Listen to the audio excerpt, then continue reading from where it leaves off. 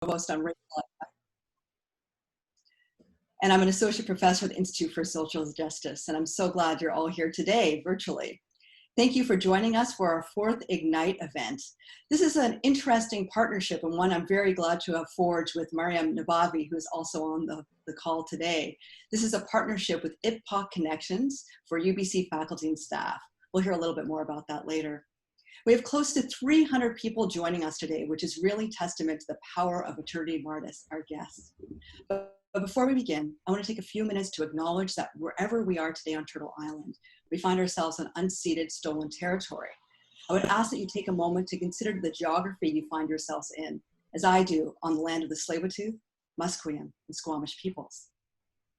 Fred Moten has said that it cannot be denied that the university is a place of refuge, and it cannot be accepted that the university is also a place of enlightenment. Today, we are here to speak about this complex relationship through a conversation with the brilliant journalist, Eternity Martis, whose book offers a no-holds-barred portrayal of what it means to be a young Black woman studying in the Ivory Tower. And I hope you all have your copy. It has been called an essential book for allies and a deeply felt memoir about finding your own voice. I'm so fortunate to say that Daniel Heath Justice will be interviewing Eternity today, and I will let Daniel introduce Eternity himself. But first, a few words about our esteemed interviewer. Daniel Heath Justice is a Colorado-born citizen of the Cherokee Nation. He works on the Musqueam Territory at the University of British Columbia, where he's professor of critical Indigenous studies and English. He also holds the CRC, it's a Canada Research Chair, in Indigenous literature and expressive culture. A literary studies scholar who also writes animal cultural histories and fantasy wonderworks. His critical and creative storytelling considers the complexities, contradictions, and otherwise possibilities of Indigenous kinship, sexuality, speculative worlds, and other than human relations. I also have to say on a more personal note that Dr. Heath Justice exemplifies what I call true generosity of spirit in the academy, and he is a must follow on Twitter as an example of what it means to decolonize social media spaces. I'll turn it over to you, Daniel, now, and thank you so much, all of you, for attending. Thank you so much, Manel. This is an extraordinary privilege for me. So I'm Daniel Justice. I'm broadcasting from Seychelles Nation territory on the Sunshine Coast. Very grateful to Manel for the invitation to have this conversation. Eternity and I chatted very briefly yesterday, just to kind of give a little bit of a prelude for today. But you'll be getting a sense, if you don't know Eternity's work yet, you certainly will become a huge fan by the time this conversation is over. But in terms of kind of giving a little bit of a bio, Eternity Martis is an award-winning Toronto-based journalist and editor whose work has been featured in a number of national and international publications and sites, including the Huffington Post, Chatelaine, The Walrus, Salon, CBC, and the list goes on. Eternity is also a senior editor at Extra, and is the author of our focus book today, They Said This Would Be Fun: Race, Campus Life, and Growing Up. Eternity has been an incredibly active force for social justice in media in Canada for quite some time, has helped newsrooms across the country change the way they have referred to and engaged with Black, Indigenous, and other communities of color on issues of representation, naming, and just a much more thoughtful and engaged way of representing diverse humanity. Eternity's work is taught at universities all over the world, not just all over Canada. And Eternity is also an award-winning writer and editor, holds a Master of Journalism degree from Ryerson, a certificate in writing from Western University, and double honors major degrees from Western University in Women's Studies and Feminist Research and English Language and Literature, both of which were very central degrees for the topic of the book that we're going to be talking about today. And without further ado, I think actually that's where we're going to go. So Eternity, but before we get started, do you have anything you want to say? No, I'm very excited, and yeah, thank you for that introduction. Thank you. And I have to say, if you get a chance, take a look at Eternity's website. Lots more information there as well about the work that she's doing, the social commitments, the political commitments, and also kind of a prelude for a diverse genre of work as well. So before we start, one question I have is, how are you doing these days? I'm doing surprisingly well. Okay. I think it's great. I think in the beginning we were all like, what do we do? When will this end? But I've been in nature more. I've been taking walks. The book has come out in a pandemic, obviously, but it's been great. It's been a ride. So I'm doing well. How are you doing these days? I'm good.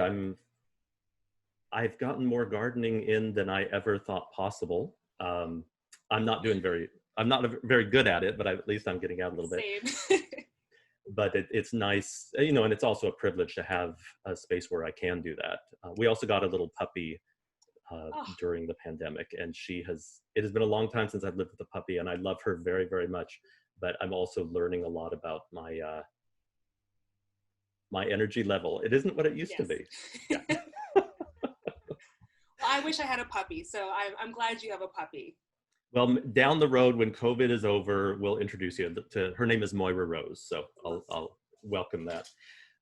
I guess there are lots of reasons to ask how you're doing, but I think there is a real urgency in the book, which I think is there's an urgency no matter when it would be coming out. And I think especially now, not just because of the pandemic, but with the huge upswell of activism against anti-Blackness and police racism.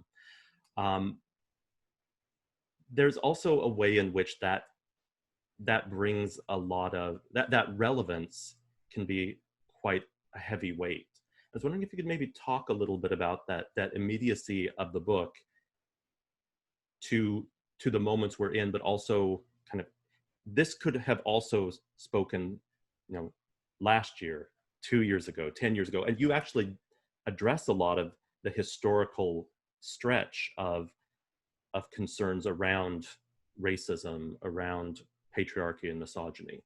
Could you talk about that a little bit? Absolutely. I think you're right, Daniel. At any point, this book could have been urgent, and it felt like as I was writing it, so I've been writing this book, bits and pieces of it, for a decade. And especially in the last 5 years or so, it feels like every time I wrote this book or wrote a draft of the book, I was in this constant cycle of oppression everywhere. In the middle of my university experience, Trayvon Martin was shot and killed, and that kind of opened up this very different way that we spoke about race. And then when I graduated, 2 months later, Mike Brown was shot and killed. And then Black Lives Matter exploded on this big global scene. There was such a difference in the way that we talked about race. And then a few years later, we hit an all-time high with hate crimes. And then the Me Too movement emerged. And all these things were happening at this time. And so it felt like every time I revised the draft, someone else was shot and killed by police, or something else had come up. And when this book came out in the pandemic, I thought, well, it's a weird time. No one is going to be interested in this book in the middle of a pandemic. And then I was very wrong, because we've seen what's happening in the world with George Floyd, Breonna Taylor, Ahmaud Arbery, and the continued killings of Black people, and the disregard for Black life. And so it actually feels more important than ever right now to have this book out. I think you're right, it could have come at any time, but there's something about this moment where I think everyone's at home, everyone is reading. People are, I don't know who decided that literature was going to be the thing we did in a pandemic, but it's really helped. It's really helped shape what the book is about from a different point of view that I never would have thought. And now with the fall, the book has come out and people are talking about it, but the fall presents some new challenges for students. And I hope this is an opportunity where we can actually now talk about the book and talk about race on campus, which has been so kind of disjointed from the larger conversation about social justice. Well, and when I was quite torn when I was reading the book. It's such a well-written book. It's funny and it's heartbreaking. And the relevance and the immediacy, on the one hand, I thought, oh, we need this book. And on the other hand, I was thinking, it is really a shame that we need this book. Yes. But I'm really grateful to have it. But you know, that, and I think there's also in the book, you also have that back and forth in your own authorial voice, right? Like it's hard to tell these stories, but you're compelled to still tell these stories. There's that need, and I was wondering if you could talk more about that impulse to tell story at a time of trauma. And I just wanted to, because at the very end of the book, you quote Zora Neale Hurston: "If you are silent about your pain, they'll kill you and say you enjoyed it." And I thought that wasn't at the beginning of the book, that's at the end of the book. Like, you really drive the point of story home. But could you talk a little bit more about what story means to you in this moment? Of course. I think I've always been a storyteller, and I've always been bursting with stories. And I started writing when I was 8 years old. So I would write picture books, and my writing has almost always come out of grief. So I started when my grandmother passed away, and I started writing children's books on grief for myself. And I thought, one day maybe someone will read my children's book on grief. And it always continued that way. And one thing earlier in my career, when I would write about race, I would get constantly, "Oh, you're so brave. Like, it must have taken a lot of thought to tell that story." And to me, I never thought of it as brave, and I never gave it any pause. Like, there was never a point in any story that I wrote where I was like, maybe I should hold back here. Maybe I shouldn't tell this story. And so the need to tell these stories they feel so urgent to me on a level that I really cannot describe. And it's one of the reasons I got into journalism, because that's how I get to tell these stories, not just mine, but other stories. And when I started writing this book, I had started it as just memoir, no research, no connecting it to what's going on in the world. But it felt so important to represent the voices of everyone else I had met across this journey. So in my third and fourth year, as I started to find other students of color, our experiences were so similar. And a lot of times theirs were a lot worse, but they didn't feel like they were in a place where they could tell that story publicly. And when I graduated, I traveled the world after graduation. I met students across every different city who were like, yeah, I had the exact same experience. And I have friends now or colleagues who went to Western or any school in the 60s and the 70s. And they were like, you know what? It was misogynistic then, and it was racist then, and nothing has changed. And I wish I could tell you, like, hey, I'm the old auntie who could tell you that, it was bad, but we're having the same experience.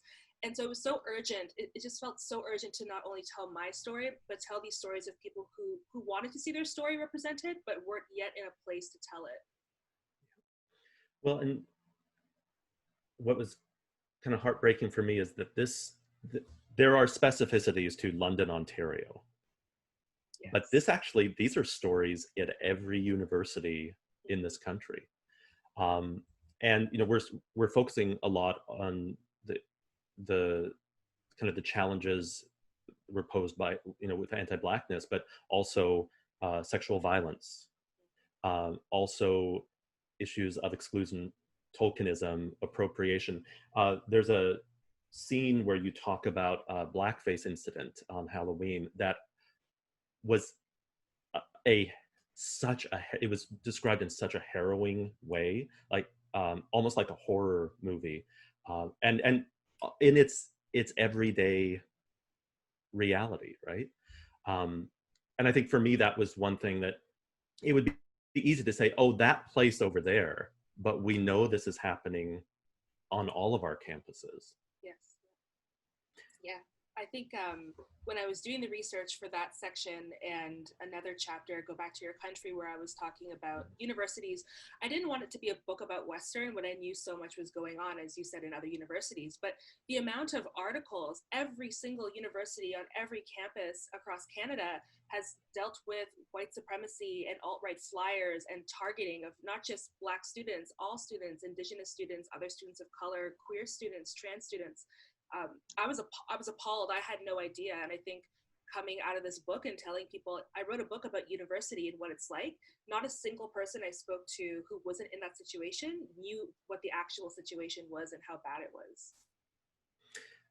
And one of the things that you point out that I think is incredibly important is how the university mandate itself actually creates harm for marginalized students. Could you unpack that a little bit? Because I think that's a super important point that a lot of people don't necessarily recognize in this time when we're talking about cancel culture and stuff. Yes, I would love to. So one thing, especially in relation to blackface, for example, parties like blackface or situations where you're in class and you're sitting there and a student makes a comment that is offensive to you or to a group of people. What happens with university, it's kind of this cushion that is like the starter to real life. So the university itself is made to explore ideas, to express speech, right? It's all about free speech. It's all about expression. It's all about finding ideas, knowledge exchange, and information exchange.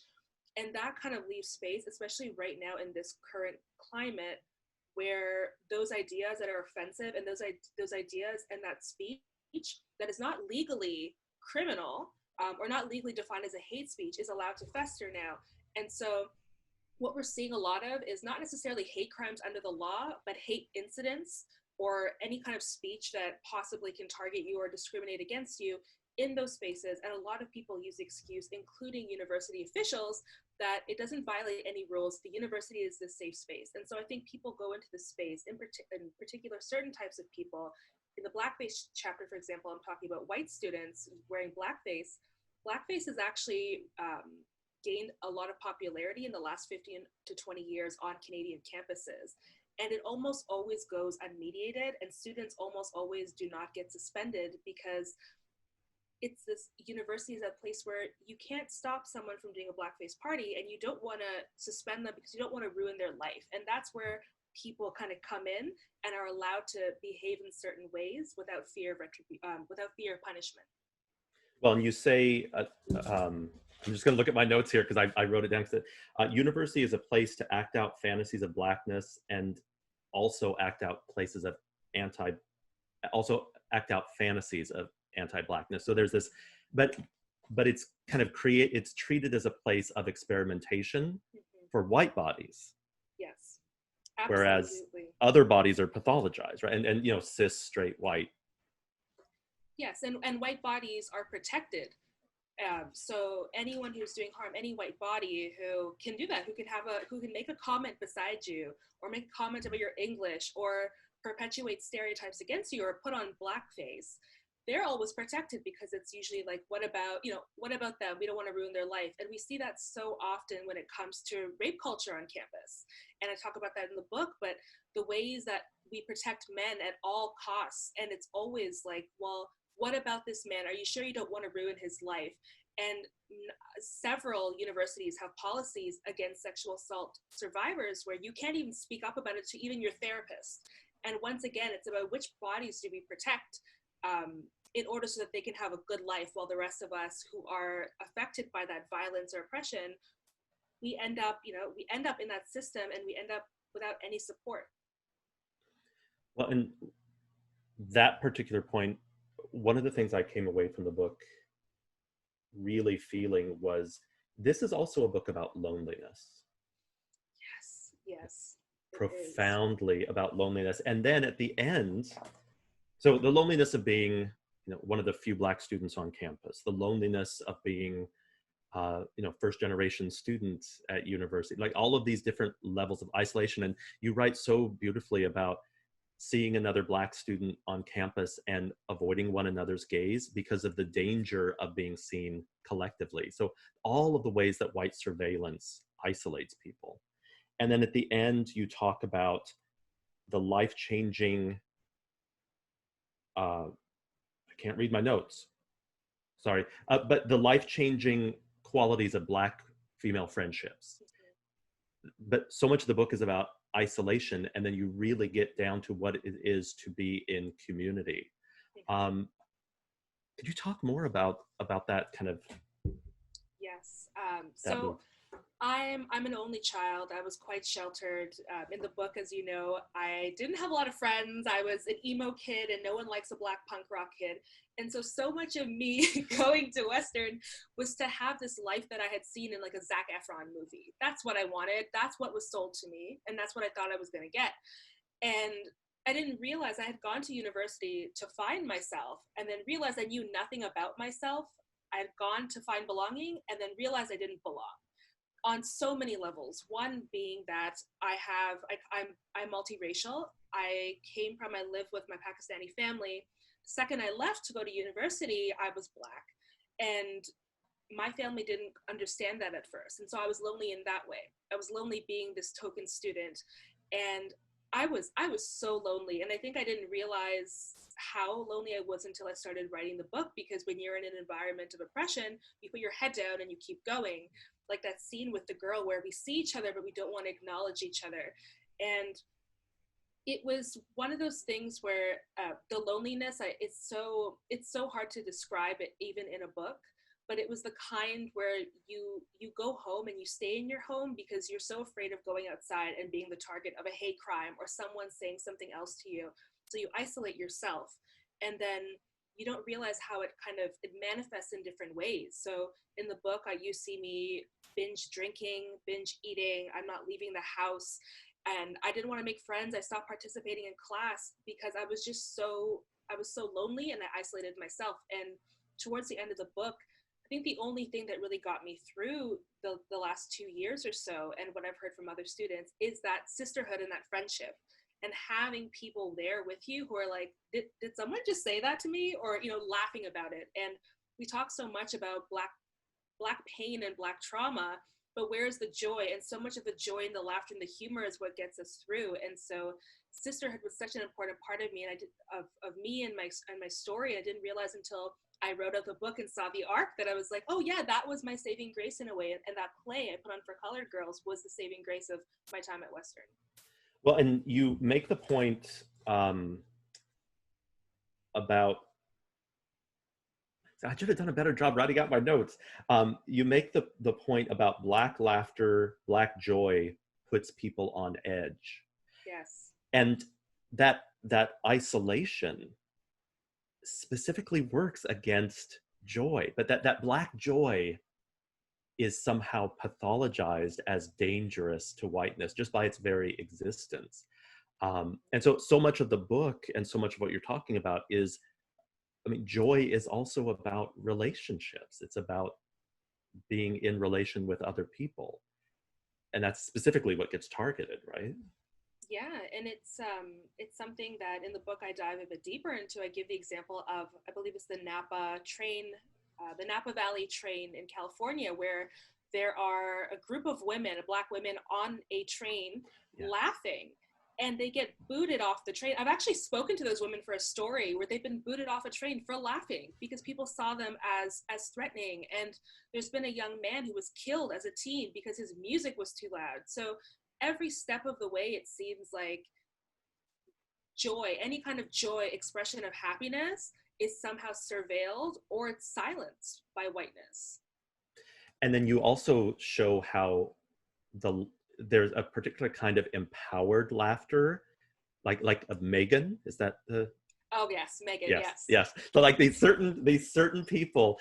There's also like there is a menace in certain kinds of white people laughter, right? Like, especially when it's kind of about diminishing and targeting. So there are all of these nuances that really speak to this kind of constant grinding down, and all of the work it takes to kind of stay up. Absolutely, and that's exactly it. It's, like, I wish I could say I was trying to build a world that you could see, but this is really it. Like, your experience and the experience of students of color is your alarm goes off and you're dreading going to class, and on your way to class there are two guys being like, what's up, N-word to each other, and you pass a zero tolerance policy sign and you're in class and no one wants to sit beside you. And it's like every step of the way, every single day, you are exposed to these microaggressions and these signals and symbols that you're not wanted there. So when we were talking yesterday, I asked you kind of what you would hope to be able to talk a little bit about. And I think this is actually a really good segue, because you wanted to talk about writing. Yes. And you talk about how, at the end of the book, you talk about how writing is in some ways about pushing against that loneliness, that it's this connective practice. Could you talk about what writing means to you, and why it's important to you in particular? Yeah, so like I was saying earlier, writing for me always came out of grief. And in London, I was grieving and, in a very different way. And I was mourning kind of this loss of university experience and in a way, really mourning myself because I had come to be this person that I ended up just becoming a shell of myself. And writing was the way that I dealt with my loneliness. So it was the first time I did that was actually, I had gone into first year as a social worker. So I was planning on being a social worker, and it was only because I thought that I would never be able to become a writer. And in my second year, it was after my relationship with my first boyfriend, who's mentioned in the book, I decided to drop it. I'm like, I'm going to give it a chance. And I went into English, and soon after that, I actually tacked on a certificate in writing. And when I went into these writing groups where the classes are small, you're bearing your soul, it's like a memoir class, you're writing about exes and all this weird stuff, and every single person in the room is reading your stuff, I think a lot of people would be absolutely terrified. And it was, aside from the sisterhood part of it, the writing workshops were the only place where I felt welcome and I felt happy to be there. And so these times when I would not want to go outside of my house or I was afraid to go out, I would actually write. So I would just write stories on my computer. The stuff that's in the book, a lot of it was actually on my MacBook from that time. And so writing was this way of escaping what I was going through, and writing it was a way to also work through it.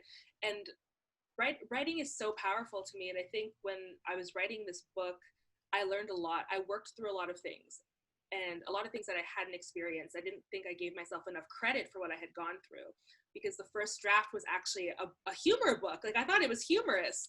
And a lot of people, they're like, no, this is really dark. And I was like, oh, it is, isn't it? So it helped me process things. So it went from taking me from this place of writing was all I had at that time to writing is a way to now release it. And it's still something that I do when I'm, when I feel lonely or I feel like I'm not, I have this kind of stuck feeling. If I ever feel stuck and down, I'm like, what do I need to do? I need to write. And so it's almost like a really great coping mechanism for me. Could you talk a little bit about the interstitial selections in the book? Because structurally, it's a really, it's a multi-form book. It's not just kind of your straightforward memoir. It's a really, it takes you on a lot of journeys, but the little, the necessary survival guide. Could you talk a little bit about those different parts? Yes. So that's probably like the remainder of any earlier draft. So that was actually supposed to be a chapter, and I could not let it go. And my editor was like, it doesn't fit in the book. It's funny. I'm like, well, I need to have it. Like, I need to have it somewhere. And she was so brilliant. She suggested it become the interstitials. And I hadn't really seen that done. The only time I had seen something similar to that was Sachi Cool's book, One Day We'll All Be Dead and None of This Will Happen or Will Matter. And she had like little emails of her between her and her father. And I thought, okay, well, let's try it. And it just felt so important to have that because the book is so heavy. And there's not a lot of places where you get to replicate the kinds of conversations that we have with our friends away from white people. And that's kind of the style. It's very dry. It's very humorous. There's like a Malcolm X reference. And it's the kind of things that we do behind closed doors where we kind of laugh. And so I wanted it to be a survival guide, but I also literally wanted it to be a survival guide where someone reading it could be like, I know this experience, and have that laughter, that moment of laughter in something that could feel possibly quite bleak. Yeah, so for folks who haven't read this, there are, each of them, it's the necessary survival guide for token students, and there are inserts on the token in class, token friend, the mall goer, in residence bathroom. So all of these little moments that are good advice for surviving, but also really hit home to the real, there's never a place where you don't have to be dealing with this nonsense. Everywhere. And everything in those interstitials has happened to me or someone I know. And that was kind of my way also of representing people. But can you imagine you go to the campus gym and you're just trying to work out and someone's like, oh, like, I've never seen a Black girl work out at the gym. I think someone did it was me or a friend, it's been so long, but the Usain Bolt comment, people really think that you are related to Usain Bolt. It's so outrageous that I now see why when I came home and told people what was happening, they didn't understand it. But it's like, you're constantly performing, right? Like, do I look too hood? Do I look too preppy? Do I look like I'm trying to be white? Like, from the clothes you put on in the morning, do I look okay? I used to wear a straight out of Compton sweater with Ice Cube on it, and no one knew who Ice Cube was. And it was just those little things. It was really just, yeah, it was a lot. So those sections are meant to kind of just lighten the mood and be like, yeah, you know what, this is outrageous, but it happens. So when you're thinking about the book that was and the book that is, I mean, and we'd also talked a little bit about kind of writing process, is there something that isn't in the book that you're still holding on to for something in the future, or maybe something you're glad isn't in the book anymore? Well, yes, kind of. I think everything is in the book. What came at the very last minute, and I would say like a week before my deadline, was the story about my father and the stuff about sexual assault. And it was something that I held on to, and I didn't know if I wanted to write about it or if I was comfortable writing about it. And as you can probably tell, those chapters are shorter, but it felt like, how could I write a book about campus life without addressing sexual assault on campus, and being a sexual assault survivor myself? But also, how could I not address my father, who did like pop in once or twice while I was in university, but he set the tone of kind of my relationships that you see throughout the book. And a lot of those relationships have been cut, like they were really not relevant, but a couple of them were there to just illustrate the ways in which your attachments, or the way that you're abandoned as a child, can really take you on this journey of relationships that aren't good for you. And what is university without those bad relationships? But I just wanted to take it a step further and show where that comes from. Well, there's also like a heavy grief, even just in the title. They said this would be fun. Like there's a promise broken there. And I think that coming away, like, yeah, this is supposed to be a great time, but from the beginning to the end, it's a time of real, it's not just about hardship, but it's about kind of, there's a relentlessness to that, but also you're still connecting with people. And yeah, I was really moved by that. And I'm still kind of working through, and because, I reflect on my time, and of course it's going to be very different, but what I thought university was going to be was very much not what it was. Right. And then you add issues of anti-Blackness on top of that. You add issues of patriarchy and misogyny and sexual violence on top of that. Now we're at this moment that all these universities, mine included, we have all these statements of solidarity. How do you react when you see all of these statements coming out, given what you know about universities in Canada? I think the statements are great, but I worry about, and it may not be the intent behind the statements, I worry about the competence behind the statements. I think it's so easy to put out a statement. I think it's so easy to ask a student or an assistant to help. But what is really, really being done? And do you really understand the situation of your students? And so much of this does come down to universities not collecting race-based data. So we have no idea how many students of color there are. We have no idea what their challenges are. But time and again, it's always ended up on the students. And I don't see any universities being like, you know what, we acknowledge this. Let's put together a group of students. Let's make this like a student community-based initiative. Let's hear what the students have to say. And what was so different about my time was that even though it wasn't that long ago, I started, a decade ago, but Twitter was around, social media had just peaked kind of. But now there's so many different ways that students can take part and voice these concerns. And I think it also puts pressure on the universities because now students will put that on social media. But I don't think they still understand just how deep this grief, this loneliness, this depression sometimes goes. But the statements kind of kind of put a Band-Aid on what's happening. Right. And I think your point about these statements don't come from some of the very people who are affected the most. Mm-hmm. Yeah. So one of the things when you and I were chatting, you wanted to make sure that we took time to talk about was the discussion of sexual violence, and its deep interconnectedness. And I think throughout the book, so much of the racism that you're encountering is also very much accompanied by, at very least, the threat of sexual violence. What do we need to be doing better? And I'm not throwing the question like you don't have necessarily, I'm not asking you to have all the answers, but I think for me as a former administrator and as a professor, thinking about the ways that, people with a lot of institutional power are really failing our students on this point in particular, and grappling with that.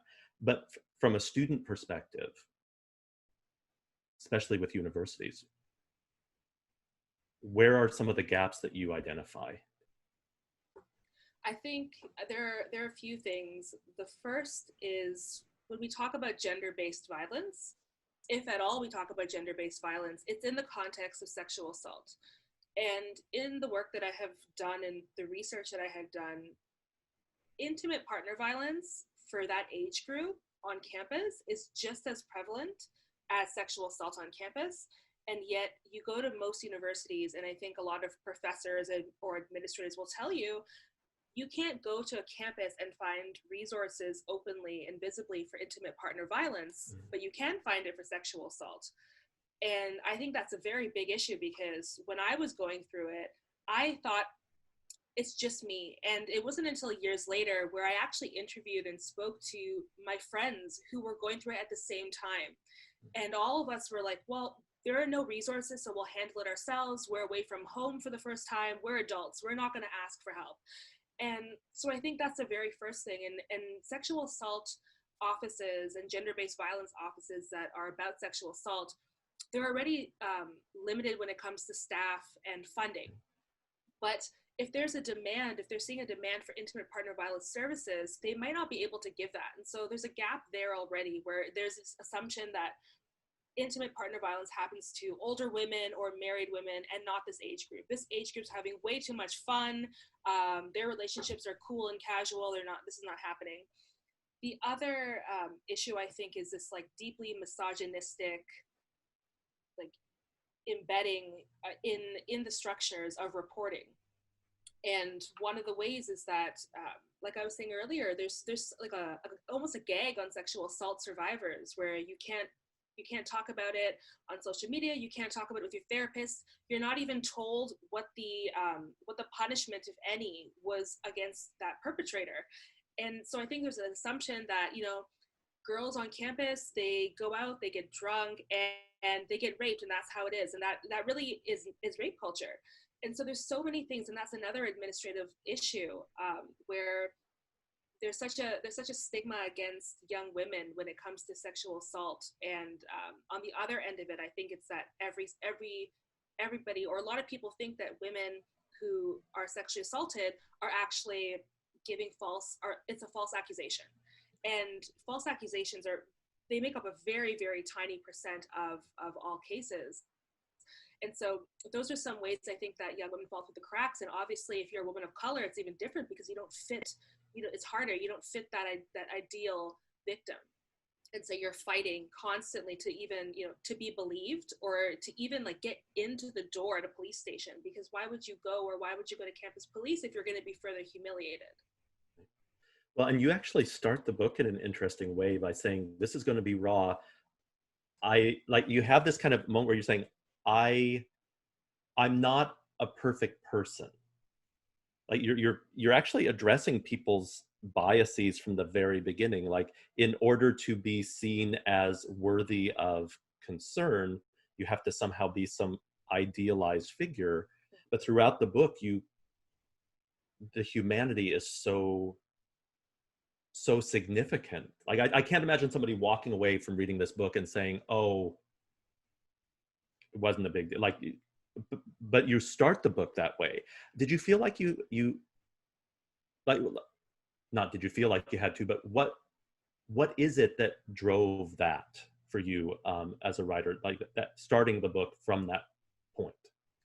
I think it almost feels kind of sad now that the book is out, but I felt like I had to defend myself from the beginning, because a lot of the experiences that are in the book I've written about, and the first article that I ever wrote was titled "Why I Don't Sleep with White Guys," and it was about one of the chapters that are in the book right now. It's based on that article from the Huffington Post, and I was about 19 at the time. And the comments section, it was maybe 3,000 comments, and it was like, "You're a slut, this girl's delusional, like you are," it's just all the words that you would call a woman who is a normal woman who it's just a woman. And I just felt so attacked, and I kept thinking to myself, like, I'm 19 and they see me this way. Like, these are people who are 2 times, 3 times older than I am, and they're calling me a slut for something that everyone does. And it really, really stuck with me. And so it felt like the one thing that held me back from writing this book was being open and honest. And I was so afraid that me sharing the story and putting my heart into it was going to end up on the other side of, like, yeah, this girl is a slut, and that's all that was going to be heard. And so I felt like I had to defend myself from the very beginning. If I could do it again, I wouldn't, but I think at the time you just never know how it's going to be perceived. And I've been so lucky that people, they really understood it. And I think it speaks to the experience of being a woman in a misogynistic patriarchal society. I think everyone has been through something in that book. Now we'll have a few more things we want to chat about, but I just got the notice that we have about 10 more minutes and we're going to have a question and answer period. So for those who are watching, please, if you have any questions for Eternity, we can continue a conversation. Go ahead and put those in the Q&A. But building on that, and thinking about what the book is and what it might have been, what's your favorite part of the book? That's a cruel thing to say. It's a cruel question, but what when you read it, do you just really affirm everything about your experience with the book? Setting out to write this book, there was so much time where I thought, I'm not going to be happy with this book the way I want. It's not going to be the book that I wanted. And when I read it, it is the perfect book that I wanted. It's perfect to me. And I think the one part that gets me every time who cries at their own book? But I think the chapter relationship, when I read it, it makes me cry, especially the last page, because in the last page, I'm talking about the kinds of love that you deserve. And, you deserve everything, and your needs deserve to be met. And I think at the time I wrote that, I was going through a really rough period in terms of not having my needs met in relationships. And to read it, it was almost, when I wrote it, the intention was for it to be almost like a love letter to myself. And so to see everything come together, where it's like I'm talking about my father and these relationships that never worked, but at the end, actually, the one thing that mattered was that I loved myself, and I didn't realize until I wrote it. I think I'm really, really proud of that. Oh, that's actually a really good segue into my last question for you. And we'll continue some conversation with the Q&A, but if the Eternity now were speaking to the Eternity going into university, other than handing this book, what would you tell that Eternity, and what would 17-year-old Eternity think of the Eternity you are now, do you think? I think 17-year-old Eternity would be really shocked that that I am who I am today in the best way possible. I think what I could have told myself, or what I should have told myself, or if I could go back, is that everything was going to be okay. Everything is going to be okay. And I spent so much time worrying. Everything was going to be okay. Be who you are, and nothing else matters.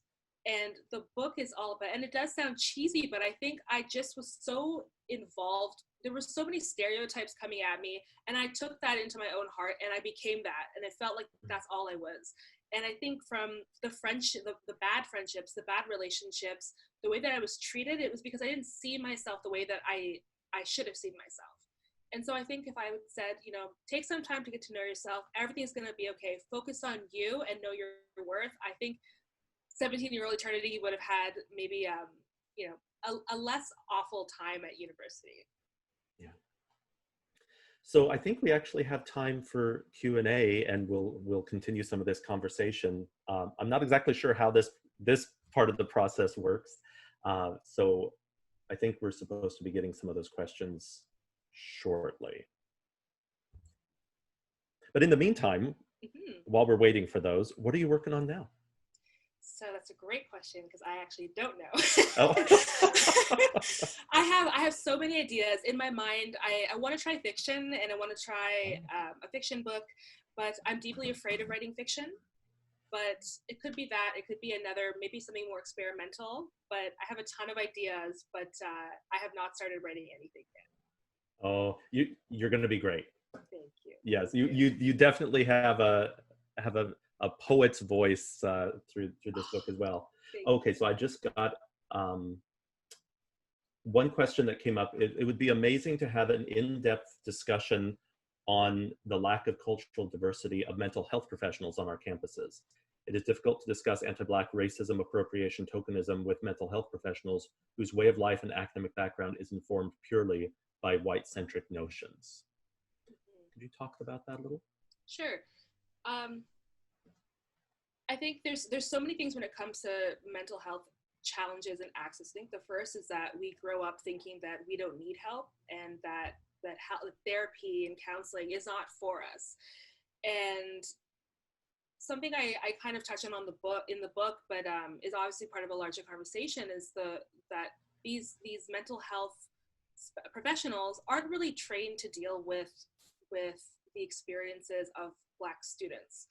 And that's something that's come up time and again. And even when I was in social work, I would read the textbook. I went into social work knowing that. And when I wanted to be a social worker, that I actually wanted to work with Black students and Black people in general. But the textbooks are so Eurocentric. And so I just want to go back to the question is gone.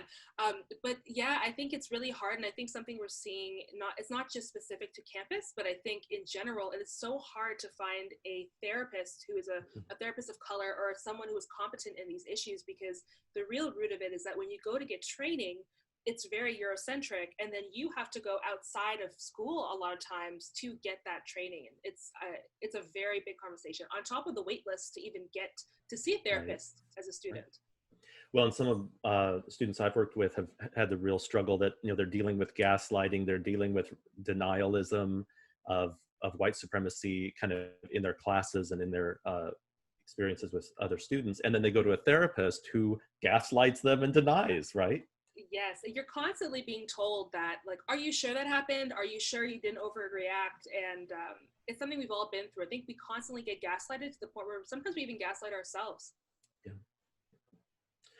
Okay, what advice would you give to students who have stories and don't know what to do with them because they don't feel the power or the freedom to speak out? That's a great question. I think some of the ways to do it is, I think you can just start writing. I think something that's happened that's kind of a little bit gross is that people assume that you can only write about yourself for a byline, so to be published. And I think, in terms of even the last question, but I think there's something very therapeutic and very powerful in just writing for yourself. And that's an excellent way of first, you know, finding your voice and finding what you want to say, and finding writing communities, or just communities in general that you want to be part of, and sharing your stories with each other, talking about your stories, you know, forming some sort of maybe an open mic, or, you know, a group that everyone comes and contributes to, or what we're seeing right now is a lot of those Instagram pages, which is like, you know, like Black at Western, for example, where people are explaining things that have happened to them. I think these are such great ways of getting that out there and starting to really reclaim that power, because the power is really in you. I think it's the fear that holds people back. Well, on that point in particular, somebody had a question about the Instagram accounts that have popped up. How does it feel to witness how discourses have built community through shared pain and trauma? it's really heavy. I think what I love about this time, like I was saying earlier, is that we get to use social media as a tool, but in a way it almost highlights this shared pain and trauma. So in one way we're bonding over trauma and shared pain, but it also shows that nothing has really changed. But I do think for a lot of people to have that space, to even have that community, to be a part of something and not feel, gaslit or like, oh, maybe it's just me. I think that also is the flip side of it, is that it builds a sense of belonging and pride and resistance, right? Like it was Audre Lorde who said about anger. Anger can be a collective tool. It can be a healing tool. And I think while there is trauma and there's pain, I think it also gives us a chance to see things the way they are and make a difference. Well, and your point about, through the book a few different times, that it's a way of reaffirming that that you're not the person who has the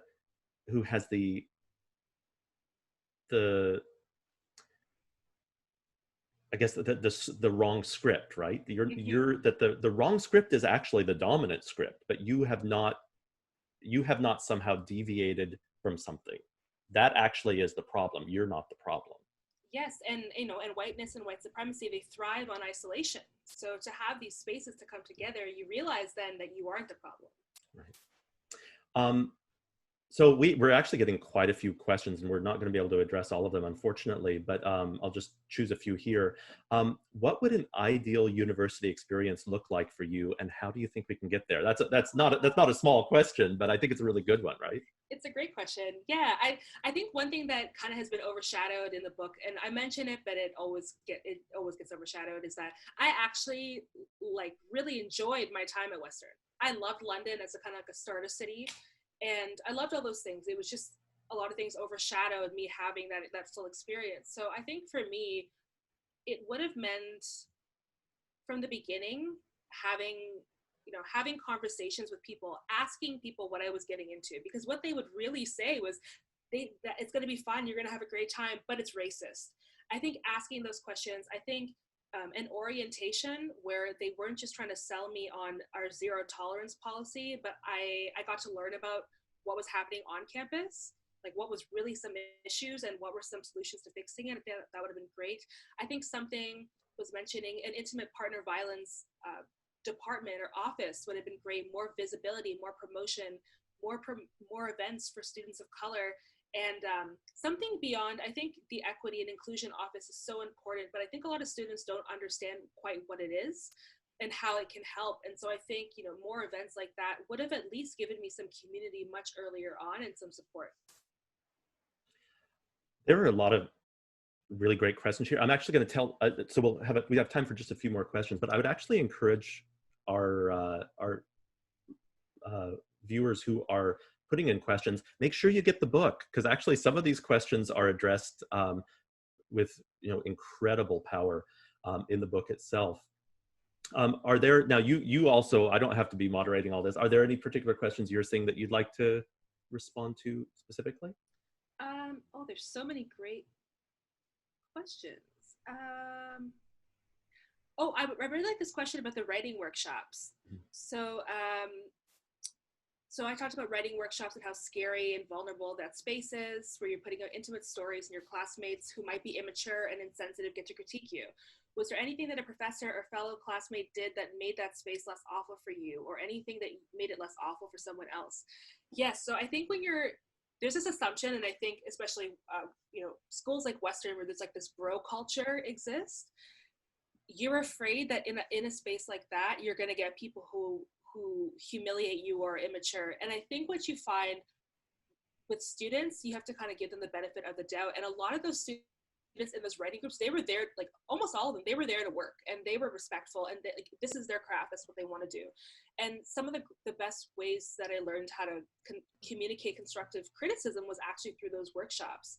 So someone might say, I think your story is really powerful. Here are some ways of, tweaking things so that you don't feel embarrassed. I think that was really important from everyone. And it was an unspoken rule from the beginning that everybody here is bearing their soul, and this is not the space. I think that at one point the professor did say, like, if you're going to act immature, you need to get out. And so establishing those things in the beginning was great. And actually, a lot of people that I met in writing groups, I had written down their names on pieces of paper, hoping I would meet them one day. And one person had actually just popped up, and we were talking about those groups and how scary it was. So yeah, they were really fun. I didn't find them very intimidating. I have so many more questions I want to ask you, but we want to give it to other folks.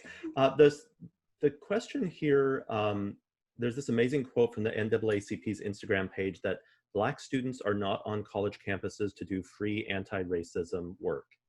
At many universities, including UBC, most of the anti-racism work comes from Black students who are just on campus to learn. Can you speak to the racialized emotional labor which students are sometimes forced to endure?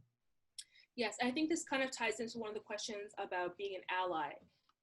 We are constantly doing emotional labor, and I can't say anything about UBC because I don't know, but it's one of those things where I think people forget when they want to be allies. They think that being a great ally is by asking a Black person, what do you think? Can you help with this? And it's very easy, like things that you can easily Google. And I think things like that really contribute to the emotional labor of Black students, and it's exhausting. And being in class and being asked like, can you describe what slavery is? These are real things, and it's such an emotional. It's a heavy burden of constantly having to do that work, and not just do the work, but having to reassure people that what they're doing, that they're on the right track, right? If they need forgiveness, offering forgiveness, and it often becomes about the other person, not that student. So there, at every step of the way, there's emotional labor involved. It could be as simple as that, right? As answering a question in class about slavery or racism, or having to hear someone apologize to you, and you have to sit there and confirm that they're not a bad person. And so some of that kind of ways of being an ally, they're taxing for us. Yeah, we've had a couple questions on kind of the process of your writing as well. Could you maybe talk about, like, what is your process as a writer, bringing together all these different genres and perspectives? So my process is I write everything down in a notebook first. I never feel inspired. Like, there's never been a time where I'm like, oh, I'll just write this out. I'll type this out. I'm always writing it in my notebook first. So I write something, I think about it, I go for a walk, I come back to it. I read a chapter in a book, I get inspired, I come back to it. And so my writing usually starts like that. And one way I keep up the inspiration is I really like to do event stuff. So I'll go to an event, or I'll go to a conference on writing, or I'll hang out at the library if there's an event by my favorite author and get inspired, and then I'll quickly come home or bring my notebook with me and start like writing little sentences here and there. And then I outline everything. Like, I'm really still a student. Everything is outlined, so by the time I write something, everything falls into place. And yeah, that's kind of my experience with that. So I think we're getting close to the end of time. Are there any other questions there that you want to take a? Oh, yes. This one's great. Your story blends Blackness, South Asianness, punk rock emo, and challenging the world's attempts to pigeonhole you. Do you have any advice for young people who are trying to develop and embrace their identity with all its complexity in the face of such forces? Yes. I didn't think that I could be Black and South Asian. And that was not me, but that was the society that we're in. And I didn't think I could be Black and be emo, or Black and punk rock. And I think for a lot of students, including myself, what I was so terrified about when writing this book was that I would look like a sellout, where I'd be like, oh, well, she's South Asian, so she's not really Black, or she's not Black enough, or those kinds of dilemmas that I think we all experience with all kinds of multi-hyphenated identities. I think the most important thing is to just, be who you are. And it sounds so simple, but it's really that. I think we spend so much time worrying about how other people perceive us. And it took me a long time to even just arrive at the simple fact that it's okay for me to be Black and South Asian and be at home and be Black and, eat my Indian food and be with my family. And it's okay now. And if people have a problem with it, and I know they do, that's fine, but I know who I am. And it took a long time to get there, but just, be okay with who you are. And there's nothing wrong with that. There's a really powerful episode in the book where you talk about your conversation with your grandfather, on that issue in particular. Is that something you want to talk a little bit more? Yeah. So in my family, I was never called Black. I've never heard anyone in my family call me Black. I've never heard anyone call me mixed, multiracial, nothing. Nothing, like just blank. And when I was at Western, I was going through all this, I'd be like, oh, someone said like, you know, I haven't seen a Black girl. And my family would just like, I think they just did not see me as Black. And so it was so complicated and so hard for them, having experienced anti-brown racism, to see me coming to them now, decades later, being like, I'm experiencing anti-Black racism. And it was getting harder and harder. And when I graduated, I was so bitter and I was so angry. And then I did my master's of journalism. And as we know, journalism can be quite white still. So my grandfather and I went on this trip, and we were sitting down, and I kind of just broke down because he was asking me, you know, you always write about Black issues. Why don't you write about South Asian issues? And it was just something I never identified with. And we had this conversation, and he was like, is it because you're half Black? And I was like, whoa, like, I'm 23 years old, you've never said the word. And it really opened up this conversation that I had been dying to have with him. And we really got each other, I think, that day. And since then, my mom, my grandfather, my whole family have been some really, really, like, my staunchest allies.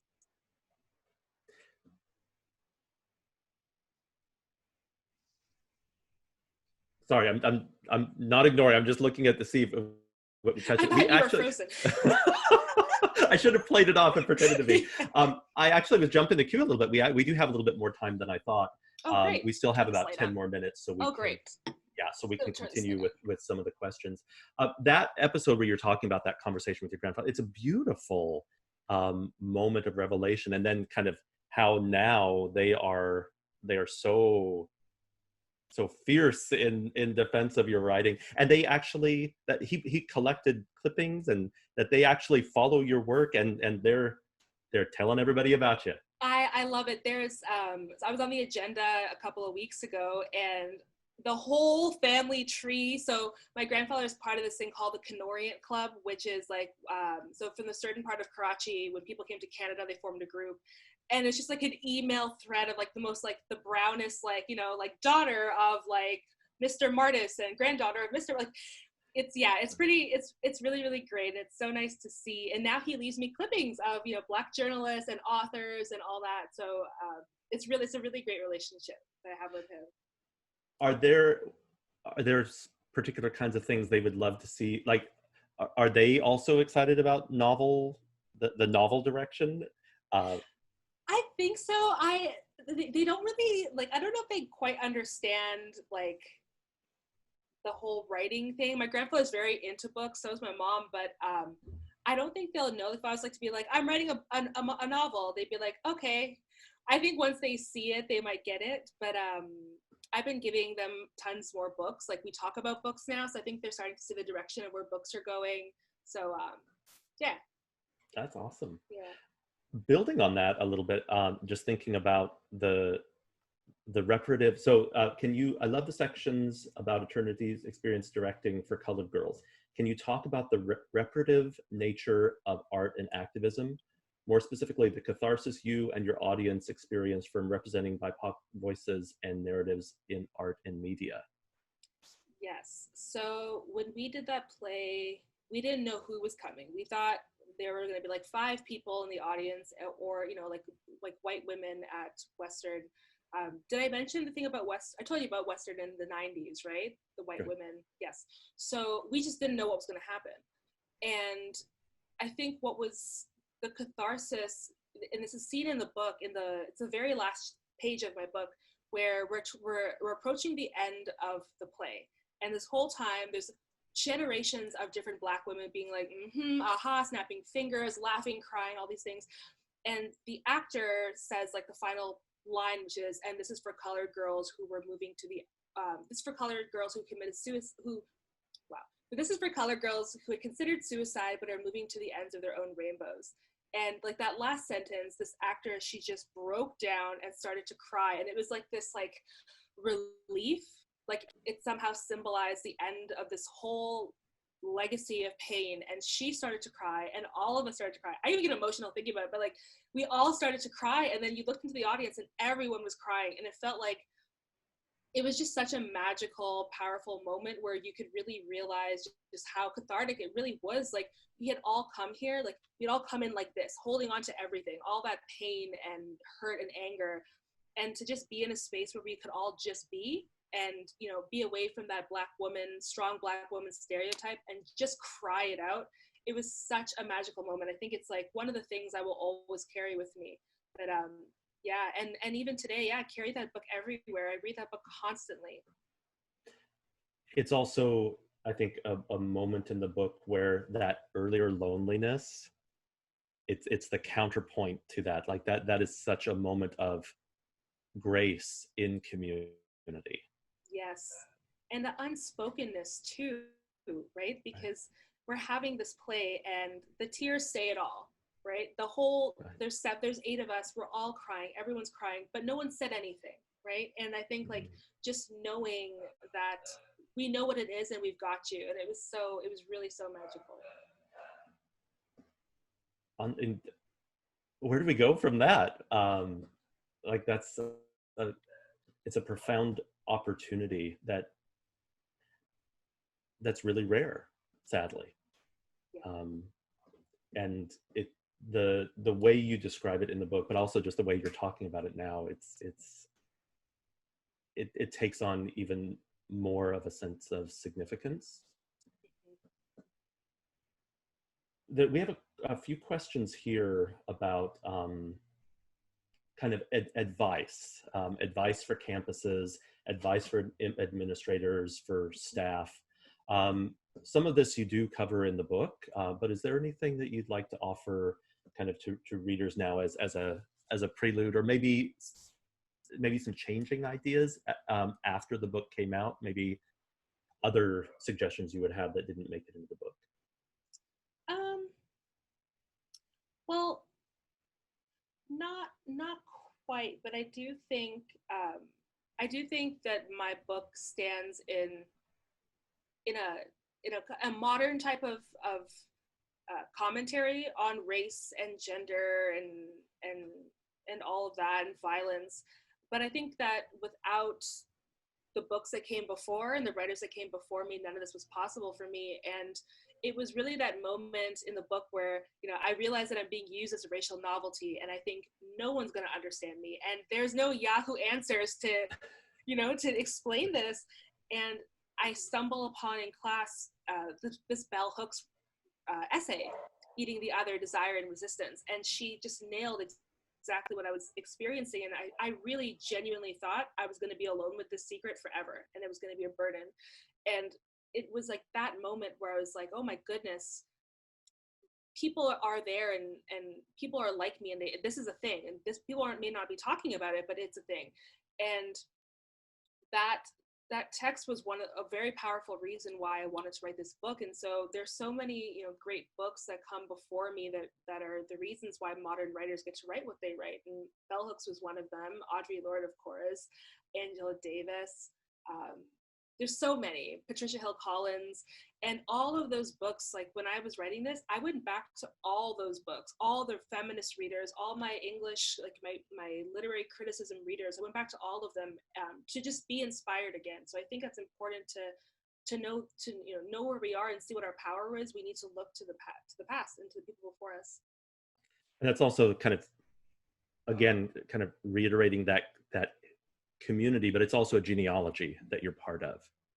Yes, and as someone was mentioned in the questions, it's kind of like a legacy or connection shared through trauma and pain, but at the same time, it inspires other people to share their experiences and add to that voice. I think that's actually a really good place for us to wrap up this part of the conversation. We're going to turn it over for closing remarks, but I do just want to thank you very much for this conversation, Eternity, for the opportunity to chat with you, for the opportunity to learn from you. I told you this yesterday, but I really am going to be recommending this to so many, not just of my students, but to so many other folks in the academy and beyond. I think it's a book of real generosity. It's a book about love, and I feel very blessed to have had this opportunity. So Wonderful. Thank you very much. Thank you so much. Thank you, Eternity. Hi, everyone. My name is Miriam Nababi, and I'm with the Equity and Inclusion Office. And thank you for being with us over the 1+ hours. Thank you, Daniel, for your expert interviewing, and Eternity, really, for sharing this time and space with us. Your book really provided for me a kaleidoscope view of the insidious ways that whiteness shapes a Black woman's experience in the academy. And this conversation has further shown how those experiences are shaped by the cultures and systems that uphold whiteness. And I think that so many people who are at this webinar today are really trying to fight in various ways from different points of entry. So thank you for that. And I think this work is too often silenced, and your writing is, yes, it's brave, but I also think it's very wise. So thank you, and it's been very inspiring to also hear about your writing process as well and how you engage in that work. As Minal mentioned at the start of this event, tonight's gathering was a joint event between Ignite and IBPOC Connections. These are two complementary initiatives at UBC that, amongst other commitments, foster spaces of engagement and community and which center non-white voices and experiences. And we'd love to hear from you and have a short survey that we'd appreciate if you could complete. It'll be sent to you shortly, just after this event. And the first 50 people to fill out the survey have the opportunity to receive a book plate that's signed by Eternity. So please provide your email address for contact if you're interested. Thank you, everyone, and we look forward to having you at future events. And thank you again, Eternity and Daniel, for tonight's engagement. Thank you so much. Thank you. Bye, everyone.